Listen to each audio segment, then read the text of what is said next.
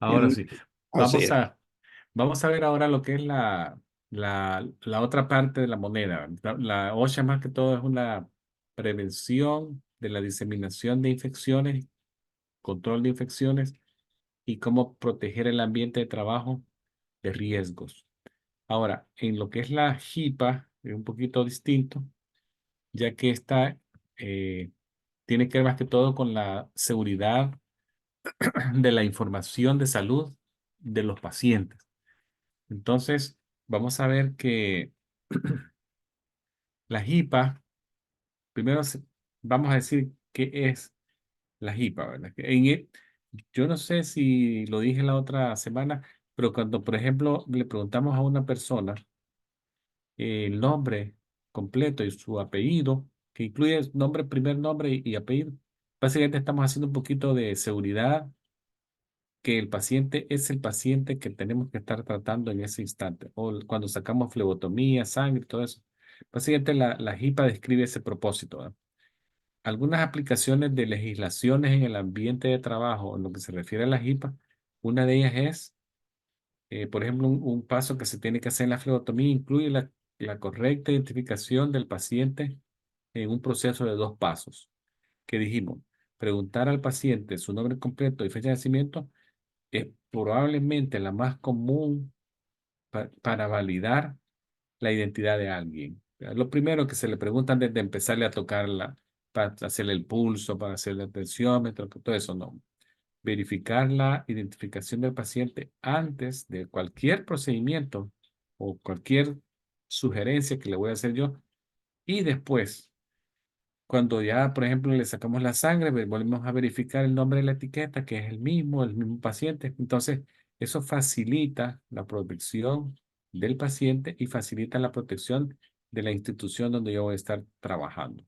Entonces, el paciente, recuérdense también, se lo dije, tiene el derecho a decir no, a echarse para atrás en el último instante, aunque nos haya firmado un consentimiento informado, nos haya firmado ya previamente, ¿verdad?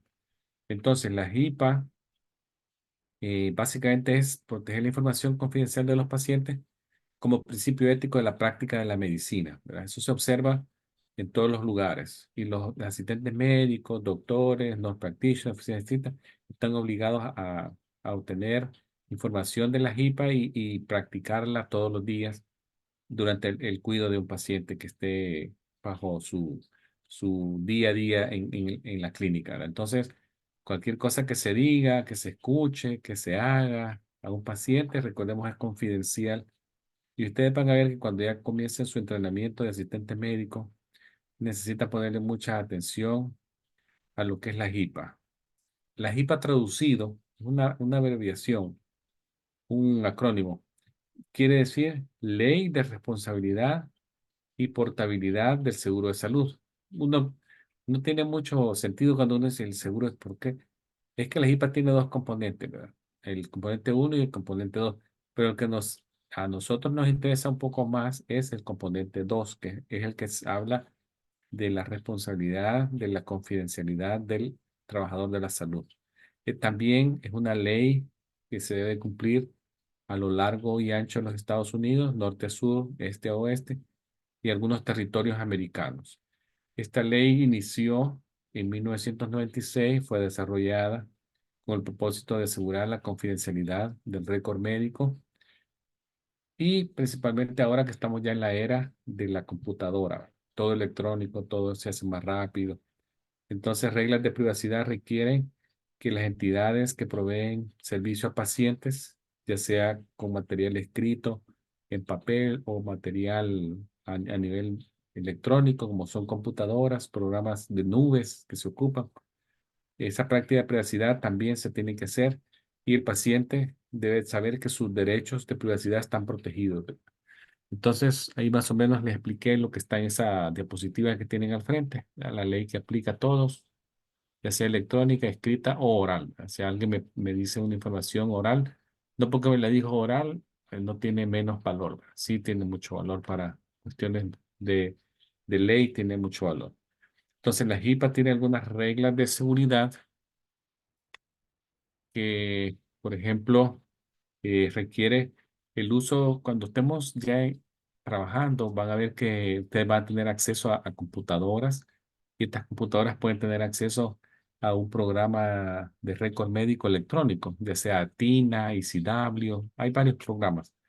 Entonces, para ingresar a ellos, la empresa nos va a autorizar un usuario y posteriormente nosotros tenemos que generar de manera privada, personal, para proteger nuestro acceso a esa computadora, una palabra clave, ¿verdad? Lo que se dice password. Todos los equipos electrónicos que nosotros utilicemos deben tener un nombre de usuario y una palabra clave difícil de descifrar. No pongamos palabras clave fáciles, ¿verdad? Como nuestra fecha de nacimiento o el nombre de mi hijo con un año. Tiene que ser difícil de identificar. También si nosotros en algún momento estamos cerca de una recepción donde la información pueda estar visible a los pacientes, es importante que la computadora esté posicionada de una manera que no revele ningún tipo de información de los pacientes que puedan estar pasando cerca de nosotros, atrás de nosotros, a nuestras espaldas, o tengan acceso a ver el escritorio donde nosotros estamos. Recordemos que cualquier información que fue dada por un paciente, ya sea nosotros o otro personal de salud, se convierte en lo que se dice comunicación privilegiada. La HIPAA le permite al paciente tener control sobre esa información privilegiada que esté contenida en su récord médico. El paciente podría hacer alguna decisión educada de a quién puede él compartirle esa información y desear compartirle noticias, diagnósticos y dejarlo escrito, plasmado en el cuadro clínico mismo.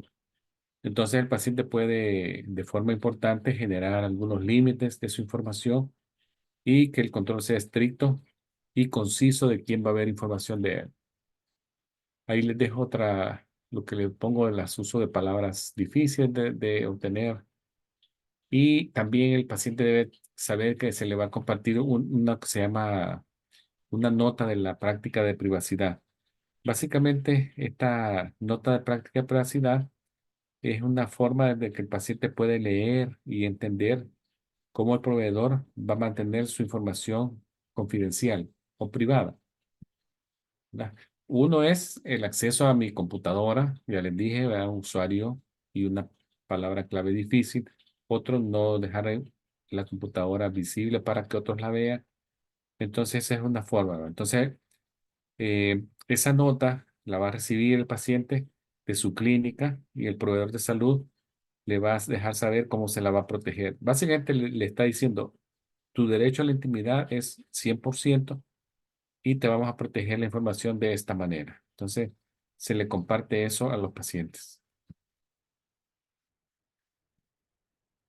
Ahora, en cuanto a los derechos del paciente, recuerden que el paciente tiene obligaciones y tiene derechos. Uno de los derechos que es universal para ellos es el que se le cuide su información de salud, que no se disemine. También tiene otros derechos que un paciente que esté en un hospital X, cualquiera sea el nombre, el paciente va a tener derechos que son consistentes a la ley del estado donde él reside. Pero si ustedes ven, independientemente de alguien vive en New Jersey, Nueva York, Massachusetts, Texas, la mayoría de veces el 98, 99% va a ser lo mismo, no va a cambiar mucho. Y ese 1% va a ser algo bien específico de un estado, de Florida o de otro lugar. Pero la mayoría de veces los derechos son iguales, son universales, ¿verdad? No cambian mucho. Esta es la información que les estoy hablando de cómo la práctica de privacidad se le disemina al paciente y cómo sus derechos también se le comparten. Básicamente, cómo se usa la información, se usa para tratamiento, para pago. Recuerden que para pago quiere decir que algunos seguros médicos a veces exigen que el proveedor les mande un reporte operatorio antes de pagar una cirugía. Acuérdense que una cirugía probablemente va a valer miles de dólares y algunos seguros se cubren pidiendo un reporte operatorio o una nota de un doctor. Entonces, esa es otra forma que se usa la información de ese paciente, compartiendo, dándole opciones de cuidado de la salud. o para tratamientos médicos cuando se comparte información con otro especialista. O luego están los derechos de los pacientes, que aquí se mencionan algunos. Esta es una, como, una nota genérica que yo les pongo acá. Por ejemplo, el paciente tiene derecho a revisar su expediente, el paciente tiene derecho a restringir información a X personas, también tiene derecho a recibir comunicación confidencial de diferentes maneras, ya sea hay gente que le gusta mucho que le manden texto al teléfono, otro en texto electrónico, otros les gusta que le hablen por teléfono, otros les gusta que le llegue por correo normal a la casa, en un sobre. También esos son los derechos, ¿verdad? También tiene derecho a elegir al paciente, a elegir al médico que lo quiere tratar, información de ciertas, información protegida, a quién le va a dar la información o el acceso también, y a obtener copias de su expediente escritos, sin costo, si es posible. Pero le puedo compartir yo otros derechos. Por ejemplo, recibir tratamiento sin discriminación. Aquí discriminación le voy a poner yo 2 puntos.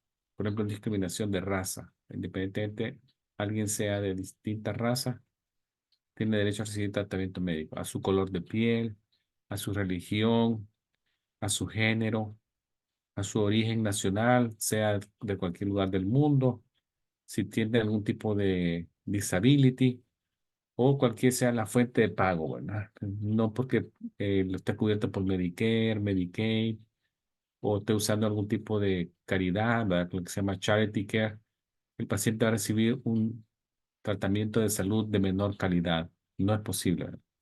Otra cosa, también tiene derecho a ser informado del nombre y la posición del doctor que lo está tratando. No es posible que alguien no sepa el nombre de su doctor ni qué especialidad tiene. También tiene derecho a recibir un informe, es bien completo, para dar un consentimiento informado. El consentimiento informado es voluntario de parte del paciente para el proveedor que lo va a examinar o le va a realizar un procedimiento quirúrgico o médico. La información debe de compartirse, que incluya riesgos, beneficios del procedimiento o tratamiento, y el paciente al final, de forma voluntaria, firma la hoja. Ya le voy a mostrar cómo se ve una hoja de consentimiento informado. También tiene derecho a decir si quiere que le den resucitación en caso de un paro, ¿verdad?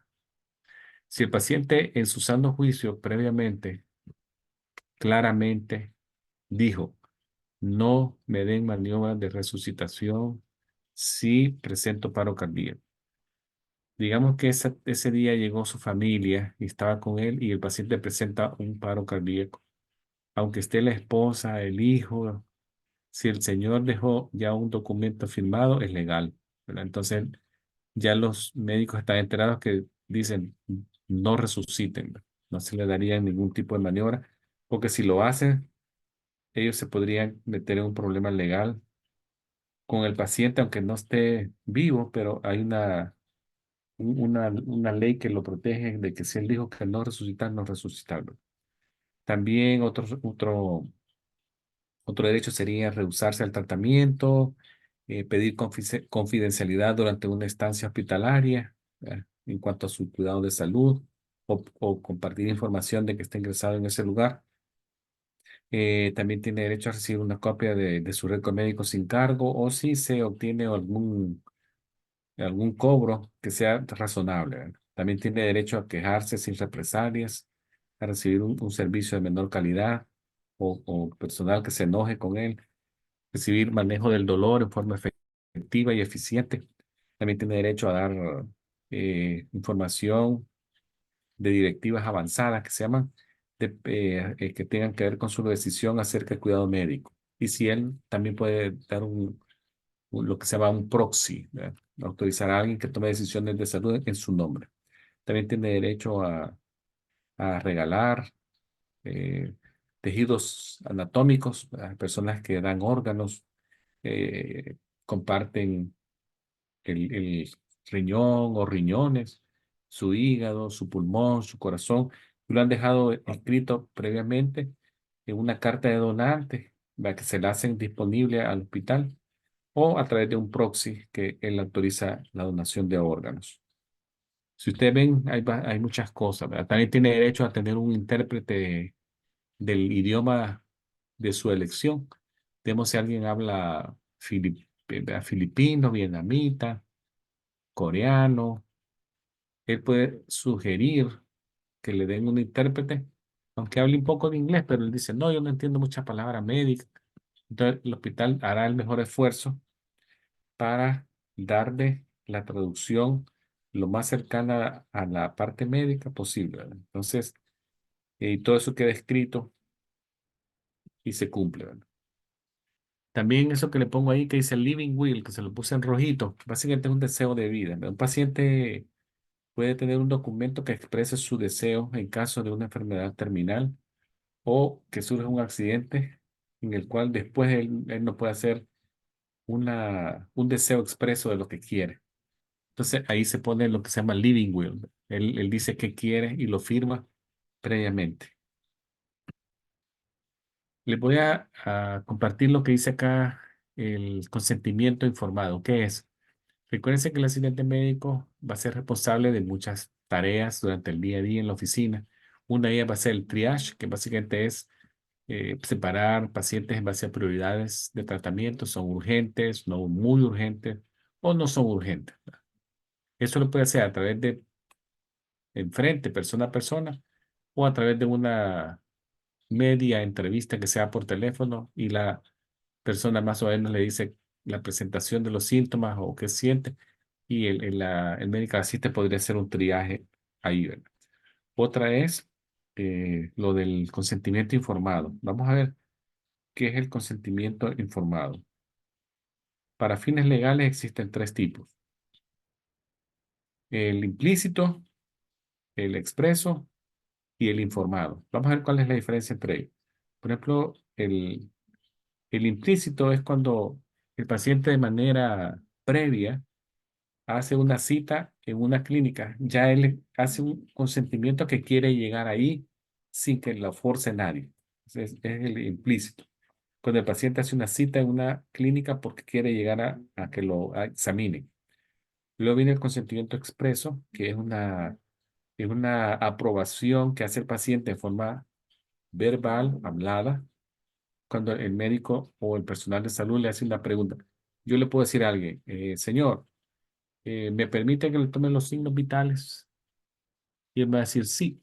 O yo le digo, ¿qué mano prefiere que le tome el signo vital, la presión arterial? ¿En la derecha o el brazo izquierdo? No, el derecho. Es un expreso, ¿verdad? Porque me lo dijo de forma verbal y es una aprobación para que yo proceda con la actividad que voy a hacer. Ahora, el número tres, el consentimiento informado. Aquí involucra el derecho del paciente a recibir información que él entienda y que tiene que ver específicamente a un procedimiento que el paciente va a recibir de manos de un practicante con licencia, ¿verdad? Que puede ser una enfermera registrada, un nurse practitioner, un physician assistant, un médico, ¿verdad?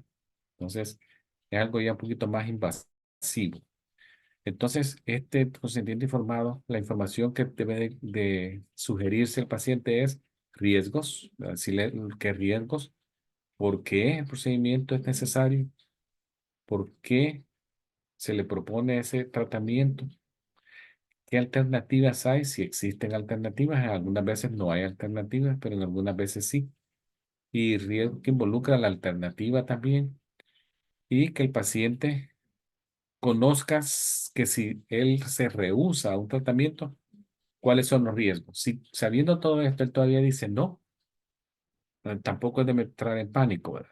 Sino que documentarlo, que el paciente no quiere el procedimiento y firma de forma voluntaria el paciente.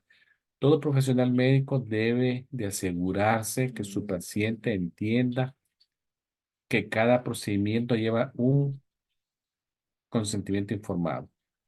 En la mayoría de instancias, los pacientes tienen el derecho a una explicación y es por procedimiento, ¿verdad? No puedo estar yo utilizando el mismo consentimiento que firmó hace un mes para estarle haciendo 20 flebotomías, ¿no?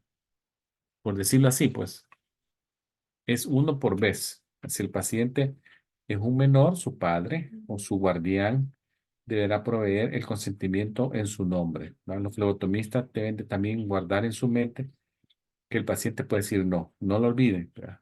Entonces, aun si el doctor ha ordenado sacar sangre o inyectar a un paciente, si el paciente se rehúsa de último minuto o segundo, es no, ¿verdad? Solamente el documento que me dijo que no. Entonces, no olviden la autonomía del paciente y la autodeterminación mediante su deseo de decir sí o no, guárdenla siempre en mente. Él tiene la autoridad hasta el último segundo. Pero yo les hago una pregunta a ustedes. Por ejemplo, dice, si el asistente médico se le olvida obtener un consentimiento informado de un paciente antes de hacer una flebotomía, ¿de qué lo podrían acusar?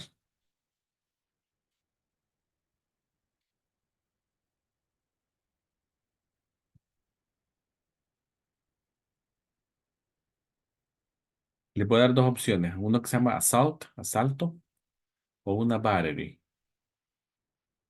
El assault es como, no que lo vaya a asaltar a robarle nada, ¿verdad? Sino que básicamente es que eh, significa que se hizo como una amenaza de tocarle el brazo, hacer contacto físico con una persona con uso de algún poco de fuerza, pero sin dañarlo. Ese sería assault. El battery sería básicamente, ya involucra que ya hubo un contacto físico, ¿verdad? del paciente con el asistente médico. Tiene que existir el contacto físico y ya probablemente el procedimiento invasivo se realizó, ¿verdad? Entonces, ¿ustedes qué dicen? Assault o battery. Sí, ya lo hizo.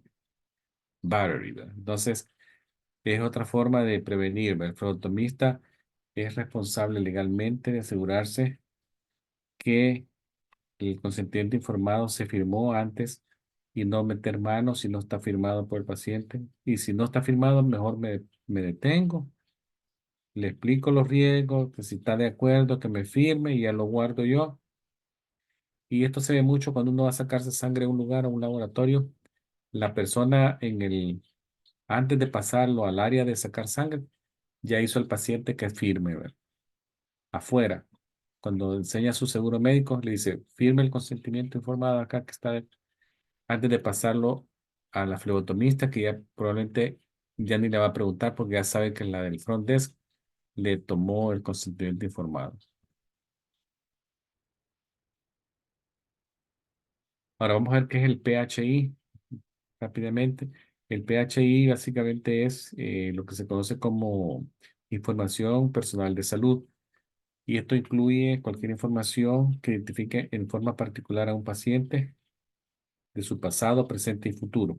¿Qué podría ser? Su nombre completo, su dirección de su casa, su número de teléfono, su número de seguro social, su correo electrónico, eh, su número de récord médico, su número de beneficiarios del seguro médico, si hay alguna foto, ya sea de rostro o de cuerpo que lo identifique, algún tatuaje o algo, alguna medida biométrica. ¿Verdad? Entonces, todo eso, diagnósticos, condiciones de salud físicas y mentales, en PHI, y tratamientos recibidos por el paciente en un PHI, tratamientos que recibieron y qué forma de pago se utilizó en un PHI. Entonces, el PHI puede ser escrito, electrónico y verbal. Por eso se llama PHI electrónico, la información de salud que en forma electrónica se debe de proteger. Ahí les pongo que incluye.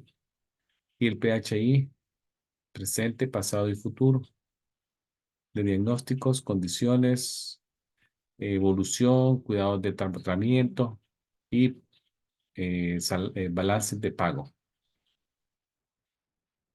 Ahora, en cuanto al qué se puede compartir de un paciente, dijimos lo que él quiera compartir, ¿verdad? Él es el único que puede decir que se puede compartir. ¿Qué puede pasar si hay una forma accidental compartir algo? Bueno, esto es accidental, ¿verdad? Los lugares más comunes de que se puede romper la confidencialidad es el elevador, ¿verdad? Miren esta foto que está a mano derecha en la parte inferior. Dos personas en el elevador platicando de un paciente, expediente en mano y una señorita aquí a la par con su teléfono abierto, oyendo todo. Y estos dos profesionales hablando en el pasillo de un hospital y gente caminando por los costados. Entonces, siempre, si se va a compartir una información de un paciente, mejor hacerlo en una forma semi privada o privada para que no sea sujeto a que del escrutinio público, de que la gente pueda escuchar algo que está pasando.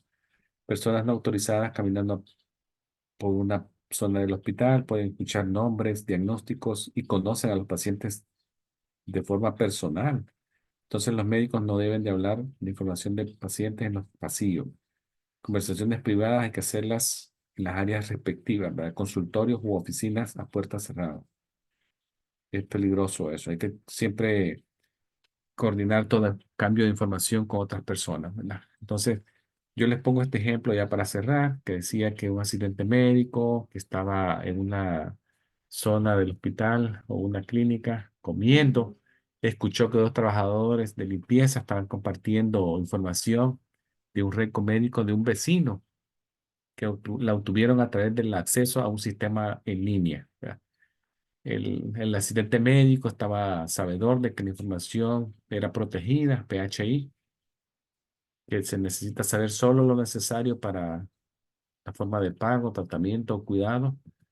Entonces, aquí el asistente médico recordó eso y dijo, bueno, ¿por qué dos personas de limpieza saben de esta información y está platicando de ella en un área pública? ¿Qué debo de hacer?